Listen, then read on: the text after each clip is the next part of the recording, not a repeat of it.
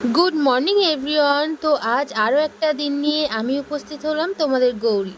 তো চলো সারা দিনে সকালটা কেমন কাটালাম সেটাই তোমাদের সাথে এই ভিডিওতে আমি শেয়ার করছি। সকালে উঠে ফ্রেশ হয়ে নিয়েছি, আর তোমরা তো জানোই মাম্মাম খাট থেকে পড়ে গেছিলো, আর তারপর থেকে তো আমাদের বাড়িতে একটা রুটিন হয়ে গেছে সকালে উঠে আগে নিচেই বিছানা করে ওকে রাখা।